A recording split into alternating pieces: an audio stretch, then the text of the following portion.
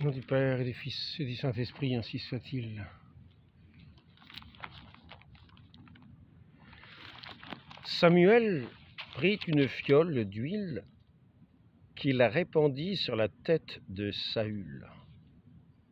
Il le baisa et dit : « L'Éternel ne t'a-t-il pas oint pour que tu sois le chef de son héritage ?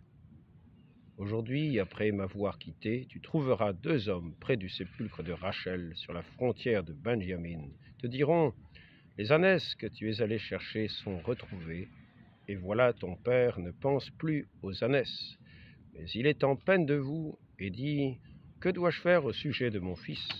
Etc.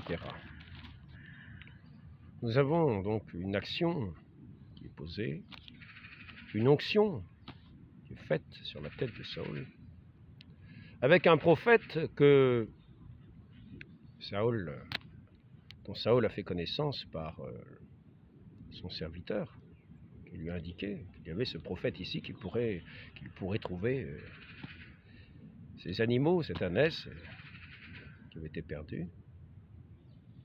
Et donc, pour montrer que cette onction n'est pas n'importe quoi, que cette onction est divine, mais que lui-même est un prophète de Dieu, il dit ensuite, pour confirmer cette onction, que quand il va partir, il se passera tels et tels événements, mais qui se sont réalisés, ce qui a permis de voir dans la réalité concrète ce geste posé sur Saül était véritable, et qu'il était donc oint du Seigneur pour être le chef d'Israël. Maintenant, nous remarquerons que la forme, il y a l'huile, de l'huile parfumée, de l'huile d'olive, pour les paroles. Elle ne semble pas d'une précision, liturgique déterminée. Mais il est le prophète de Dieu, mais c'est lui qui est chargé de faire l'onction. Il ne s'agit pas à un autre de venir lui dire « Oh, qu'est-ce que tu as utilisé comme formule ?» Non. Il est le prophète de Dieu, c'est lui qui est chargé de faire les onctions. Ce n'est pas un autre, et c'est lui qui fait les onctions, au nom de Dieu. Et ainsi, ces onctions sont des onctions divines. Il ne s'agit pas ici de faire sa propre volonté, mais l'œuvre de Dieu. Les prophètes sont envoyés pour faire l'œuvre de Dieu, de manière à ce que les rois puissent gouverner les peuples selon cette sainte onction qui se communique à tout le corps. Comme nous voyons sur l'onction qui est faite à Aaron, il me semble que c'est le premier prêtre connu, Aaron, qui reçoit cette onction pour être le grand prêtre. Le grand prêtre.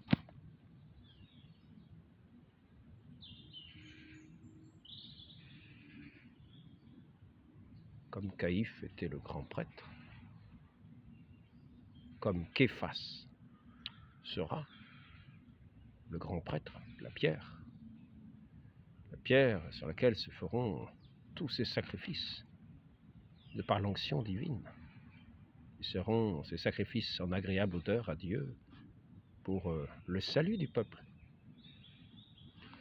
Et donc, de la même manière, cette onction s'est répandue de la tête sur les cheveux d'Aaron, sur sa barbe et sur ses vêtements, c'est-à-dire sur tout son corps. Sur tout son corps. C'est-à-dire sur tout son corps, dans toutes les actions de la vie. Ce seront des actions faites avec l'onction divine, par cette onction que Dieu fait quand le prophète pose l'huile sur la tête d'un élu. Il y a eu une telle onction sur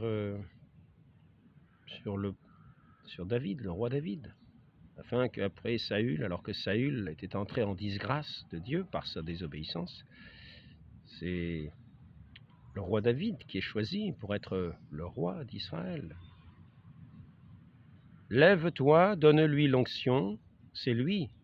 Samuel prit la corne d'huile et lui donna l'onction au milieu de ses frères.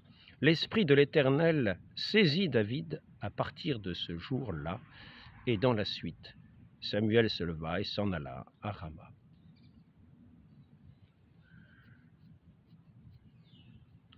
Au sujet des formules, il n'y a pas quantité de détails. Nous voyons que lorsqu'un prophète veut communiquer son esprit à son disciple, il le fait quelquefois de manière variée. Par exemple, Élie jette le manteau sur Élisée. Ce manteau qui est d'une certaine manière le manteau de sa vocation, le manteau de sa mission, le vêtement de sa mission.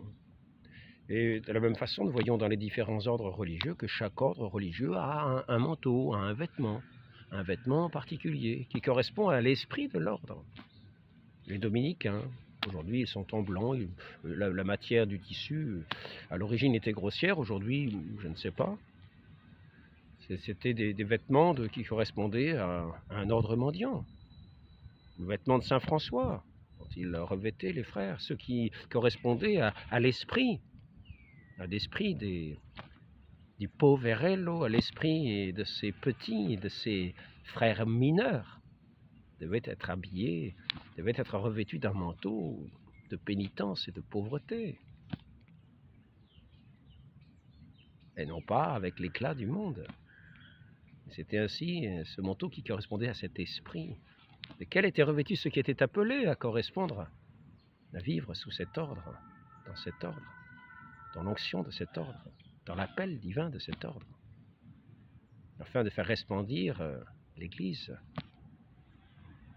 des 1000 dons du Saint-Esprit, des 1000 dons, des 7 dons, des 10 000 dons, des millions de dons, de tous les fruits du Saint-Esprit, de la grâce divine, de la grâce infinie de Dieu, cette grâce qui est la grâce même, qui est l'onction même. Et cette onction, elle n'est pas enfermée dans une formule magique toujours, non? C'est que celui à qui Dieu a donné l'onction, pour avoir en même temps l'autorité,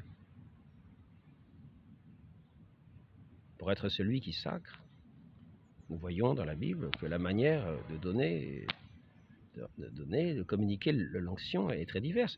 Je reprends Élisée. Donne-moi un double esprit. Donne-moi une part le double de ton esprit, quelque chose de ce genre. C'est Élisée qui dit ça à Élie, qui est sur le point de partir.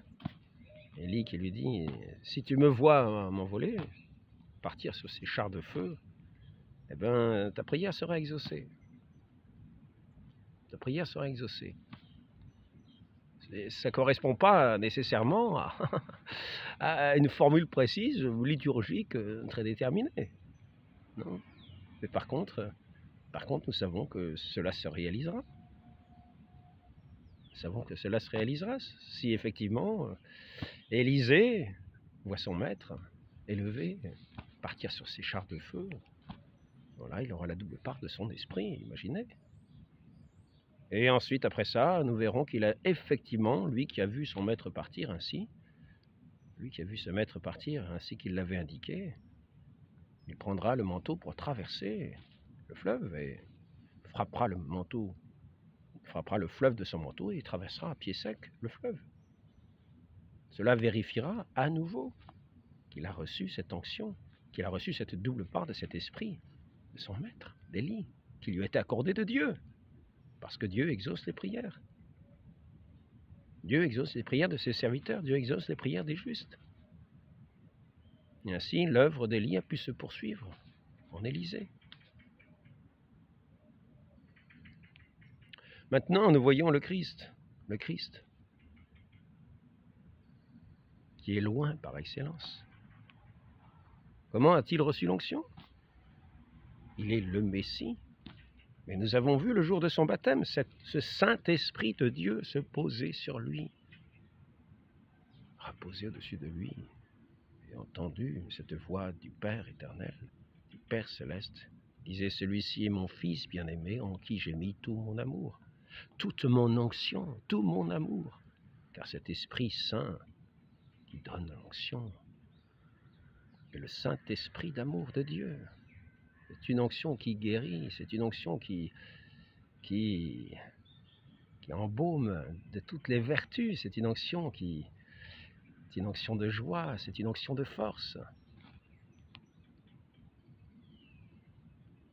C'est l'onction des prophètes, c'est l'onction des rois, dans notre Seigneur, le Messie, le Fils de l'homme. Tout est accompli. Et nous voyons la transfiguration, non seulement Élie, mais Moïse, comme la loi et les prophètes, l'accomplissement. Celui qui rassemblait son peuple par ses paroles, et de celui qui offrait ses sacrifices aussi, qui était cette parole agissante, la loi et les prophètes. Moïse qui a passé ce temps dans ce désert aussi, dans cette montagne, pour recevoir cette loi de Dieu comme une grâce pour son peuple.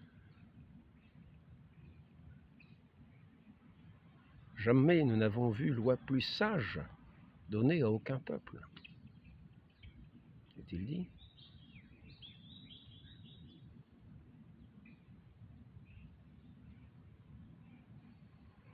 Voyons que ce que Dieu a établi, et particulièrement celui qui tient lieu de nouveau grand prêtre, à la place de Caïphe, le Christ, qui est établi pour réaliser, et non seulement figurer, ce qui était figuré par l'ancienne alliance, mais qui est venu réaliser, accomplir ce qui n'était avant qu'en figure. Ce nouveau grand prêtre, notre Seigneur Jésus-Christ, va instituer ses apôtres, va instituer ceux qui auront cette onction pour le suivre, à qui il donnera ses pouvoirs pour le suivre. Il va les instituer selon sa propre volonté, dans l'union avec le Père éternel, dans l'Esprit Saint, et il communiquera ainsi son esprit pour chasser les démons, pour pardonner les péchés, pour effacer les péchés, comme il le dit. Recevez mon esprit, il souffle sur eux. Il fait la formule que le grand prêtre, que le Messie, que ce grand prophète, que notre Dieu communique, parce qu'il veut communiquer son onction, qu'il communique de la manière qu'il l'entend, Il est l'élu de Dieu. Il a ici-bas ce pouvoir de maintenir les péchés, de les pardonner, et il va communiquer ce pouvoir à ceux qu'il a choisis. Il les a choisis comment? En les nommant, en les appelant, en les nommant, en les instituant, de la manière la plus simple, selon son intention, Et il n'appartient pas à quelqu'un d'étranger de dire « Oh, il n'a pas fait la chose dans la forme qui convient. » Non, c'est pas une vraie institution. Non, qu'est-ce qu'il a fait? Il a vraiment dit n'importe quoi. Il n'a pas utilisé la formule qui convenait. Non, ce n'est pas comme cela que cela se passait. Cela ne s'est jamais passé comme cela avec les prophètes. Notre Seigneur nous dit la chose suivante. « Tout ce que vous demanderez en mon nom, je le ferai, afin que le Père soit glorifié dans le Fils. » Ainsi, quand cette prière s'adresse à Caïphe, qui est chargé, Képha, c'est-à-dire le nouveau grand prêtre qui sera le vicaire de notre Seigneur Jésus-Christ, la pierre sur laquelle est bâtie l'Église, Képhas, le nouveau grand prêtre qui donne les onctions.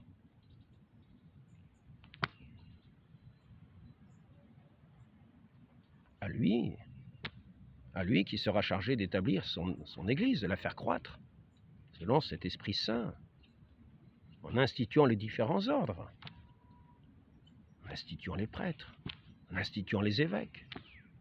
Eh bien, tout ce que vous demanderez en mon nom, je le ferai. Ainsi, c'est Saint Pierre qui va agir au nom du Christ. Et notre Seigneur Jésus-Christ lui garantit qu'il agira selon l'intention de Saint Pierre et de ceux qui lui succéderont. Comme on a fait pour Matthias qui a remplacé Judas sur son siège, à sa place d'apôtre, comme apôtre, afin d'être un de ces 12 qui s'adresse à l'univers entier, ce nouveau temple de Dieu qui est le temple de l'univers. Notre Seigneur a établi pour établir son règne dans son onction, cette unique onction du Saint-Esprit.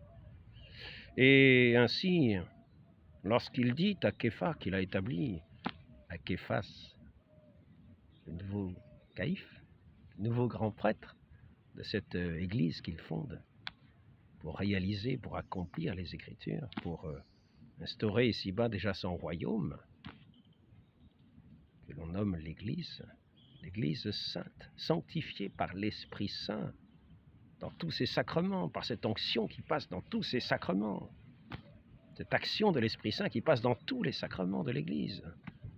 De la manière, notre Seigneur a établi, qu'il a communiqué à ses apôtres, que les apôtres ont aussi, d'une certaine manière, établi quelquefois, en établissant des ordres, en établissant parce que notre Seigneur dit « Ce que vous demanderez en mon nom, en tant que vous avez le pouvoir aussi de le faire, toi Képhas qui est chargé de mon Église, tu as pouvoir sur mon Église, eh bien demande ce que tu veux pour établir mon Église, et cela te sera accordé. » Ainsi, ce n'est pas à nous d'aller dire à Képhas, à Saint-Pierre, au grand prêtre de l'Église, « Ah ben alors, de ton rang, tu n'as pas fait ce qu'il fallait, ah ça va pas être valable. » Non, il fait au nom de notre Seigneur Jésus-Christ.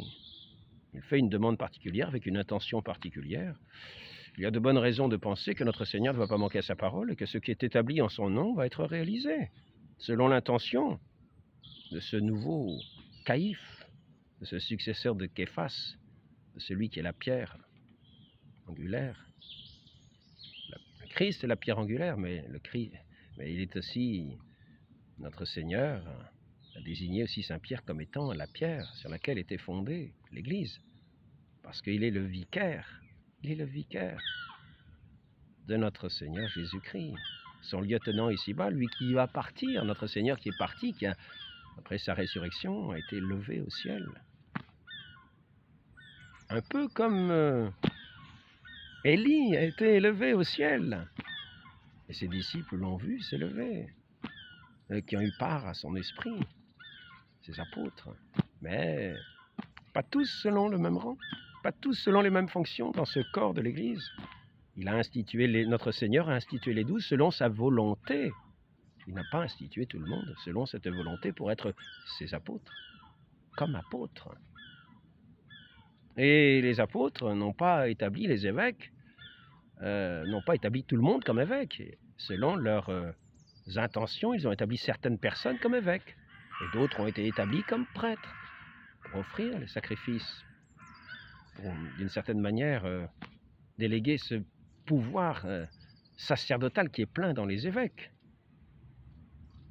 afin de le donner, de conférer cet office de sacrificateur à ces prêtres, de réconciliateur des hommes, comme il y a eu les 70 juges autour de Moïse, que Moïse a établis pour être les juges, sur le conseil de son beau-père.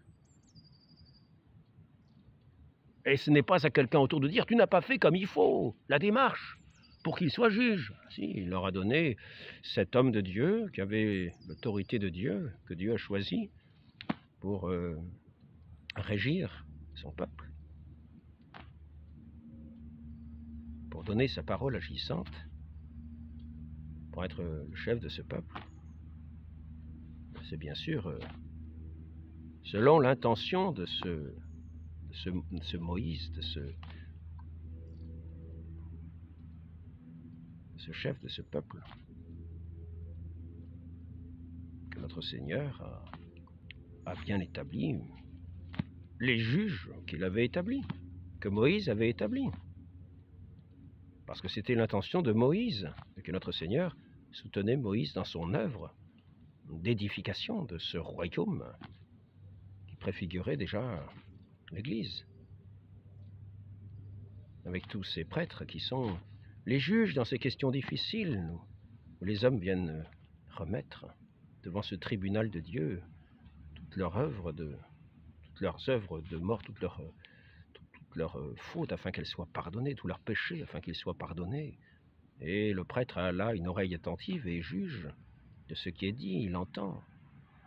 Il donne le remède approprié avec la parole appropriée qu'il a dans son cœur et qui, lui qui est ministre, il a cette parole dans son cœur et cette parole, il l'applique comme un baume sur ces enfants coupables qui repartiront pardonnés ou qui repartiront avec les péchés maintenus si ce juge, que ce ministre, décide que le pénitent n'est pas vraiment pénitent, que n'étant pas pénitent, on ne peut pas lui remettre des péchés dont il n'a pas repentance.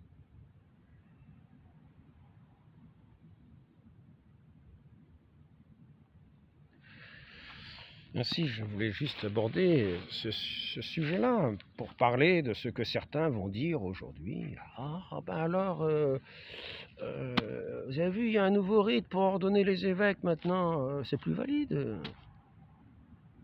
Et ce successeur de Képhas est toujours là. Et c'est toujours lui qui a l'intention de faire ce que le Christ a commandé en bâtissant son Église pour la faire croître.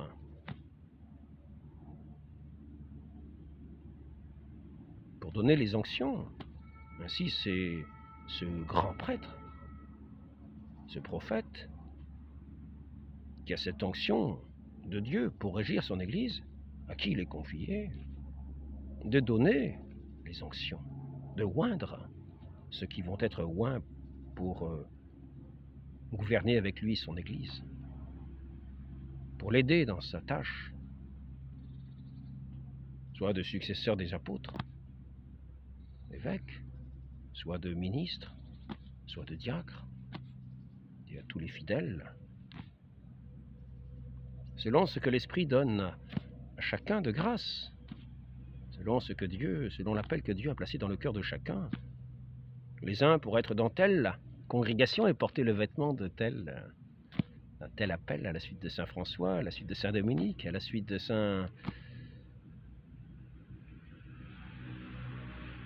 à la suite d'Élie, d'Élisée.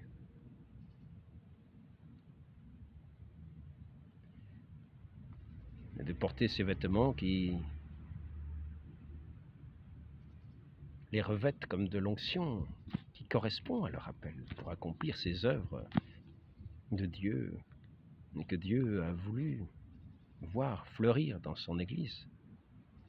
Mais qui va être là?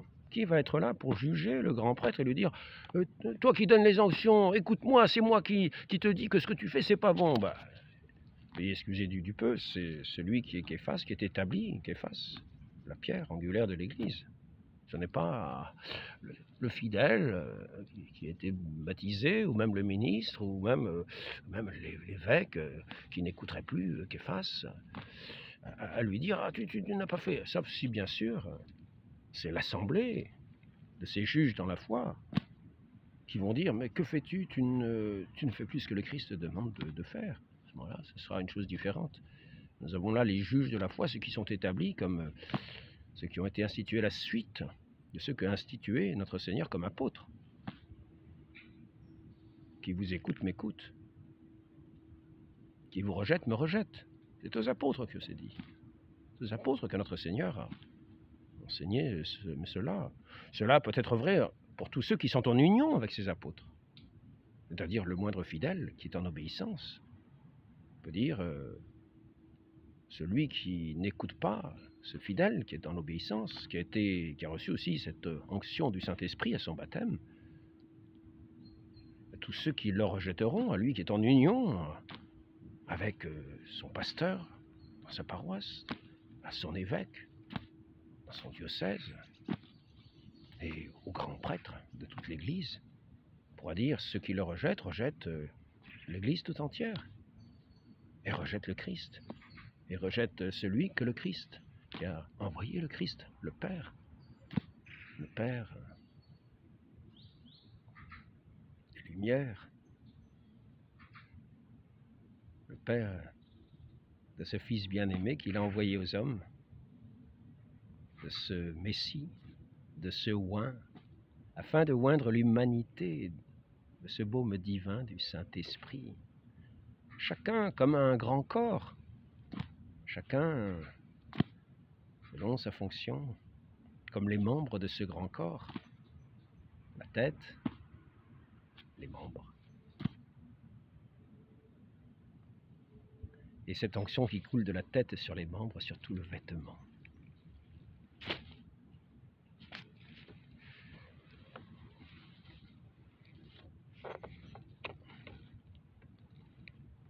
Samuel eut recours au sort pour montrer au peuple que Saül devenait roi.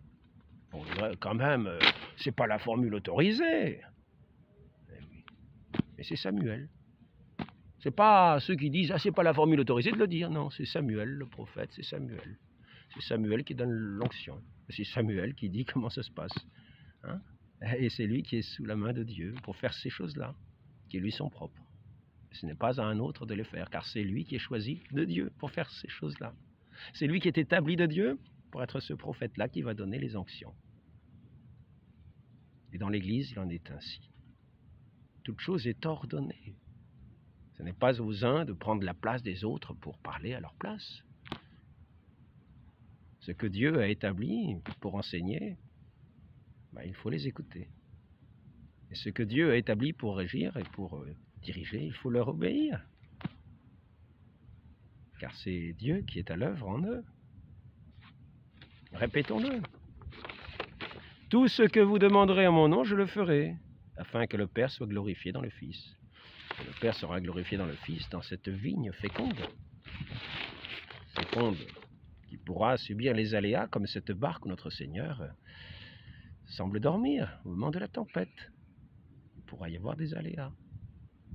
L'Église pourra être attaquée, nous avons eu des persécutions, mais toujours, jamais le Saint-Esprit n'a quitté son Église. Et s'il y a eu bien des fuyards, des gens qui ont été troublés par la tempête et qui se sont enfuis, qui ont quitté le bateau pour prendre leurs petites épaves avec eux, sachant qu'ils sont allés à leur perte. Ils ont eu peur, ils n'ont pas eu foi.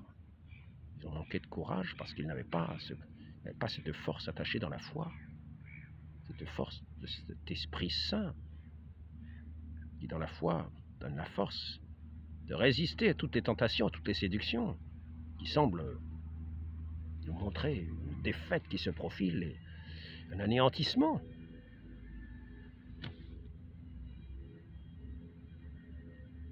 Il ne s'agit pas d'être dans une armée de fuyards où tout le monde va se débander. Il s'agit de tenir son rang, comme cette milice qui a été confirmée pour tenir dans les tempêtes. Tenir comme une milice bien ordonnée, bien confiante, qui a foi en son Seigneur et en l'Église, qu'il sait inébranlable. Les vents pourront souffler, et les pluies tomber. Mais cette maison, cette Église est bâtie sur le roc, sur cette foi inébranlable de ceux qui écoutent leur Seigneur et qui mettent leurs paroles en pratique. Non pas pour les critiquer, non pas pour dire non, non, non, ce n'est pas ça, ce n'est pas ça, ce n'est pas la bonne formule, non, non, non, non, non, je n'écoute pas, non. Ce que Dieu établit pour avoir autorité, pour trancher les questions, pour donner l'onction, ce n'est pas à d'autres de contester, ils n'ont aucun pouvoir pour cela. Notre Seigneur donne ses onctions par ses ministres. Par ses ministres, suivant leur rang, sans aller plus haut que le rang, sans empiéter sur le rang du dessus.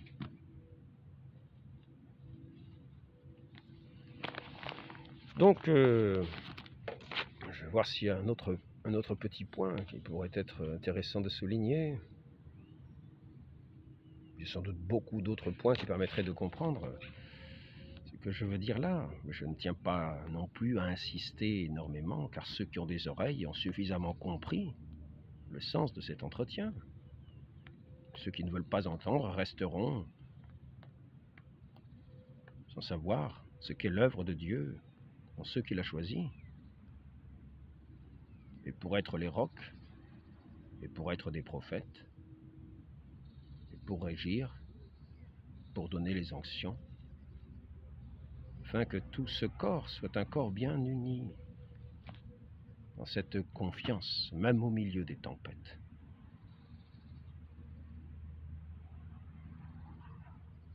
Demandons cette grâce à la très sainte Vierge Marie qui a eu cette onction particulière, d'une manière qui n'est pas non plus prévue dans la liturgie. Elle a vu un ange, un messager de Dieu. Elle a écouté ce messager de Dieu. Elle a répondu oui. Et l'onction divine est venue sur elle afin d'enfanter le Fils unique de Dieu. Dieu fait homme dans notre humanité, afin de régner déjà ici-bas dans les cœurs, de racheter l'humanité et de donner cette onction à cette humanité qui était perdue, noyée dans le péché, dans les eaux du péché. Ainsi, la très sainte Vierge Marie a-t-elle reçu cette onction sainte, telle correspondue à la grâce de Dieu, elle qui était pleine de grâce. Demandons-lui d'être à son école, elle qui n'a pas pris la place de Saint Pierre,